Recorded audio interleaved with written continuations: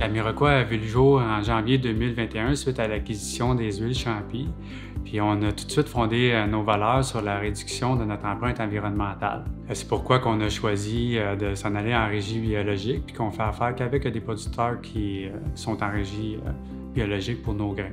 Pour être cohérent avec cette mise en valeur-là, on a voulu revaloriser nos sous-produits de production, ce qui nous a amené à rentrer en relation avec Symbiose agroalimentaire Montérégie. Puis de ça, on a assisté à un atelier de maillage. Puis de cet atelier de maillage-là, on a tissé des liens avec des producteurs puis des industriels du milieu qui nous ont aidés à poursuivre notre réflexion pour mieux revaloriser nos sous-produits. Dans le fond, notre procédé de fabrication, on récolte les grains, on les presse, puis de ce pressage-là, évidemment, on extrait l'huile de tournesol, ce qui est notre principal produit de production. Puis de ça résulte le tourteau de tournesol. Pour l'instant, on le revalorise dans l'alimentation animale, mais là, on est en train de développer un maillage avec une entreprise qui sont implantées à Montréal depuis une 10-15 ans dans l'économie circulaire.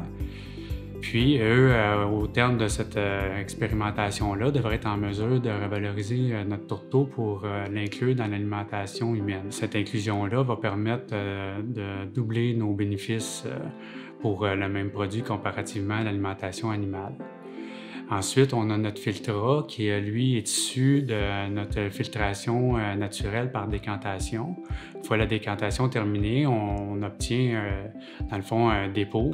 Puis, pour revaloriser ce dépôt-là, on a créé une recette de savon pour l'inclure comme exfoliant. Donc, on a développé un partenariat avec 2 savonneries pour l'instant pour créer ces savons-là. Puis, le fait de revaloriser le Filtra comme exfoliant, ça quintuple sa valeur comparativement à l'envoyer l'alimentation animale, surtout comme liant dans la nourriture pour chiens et chats.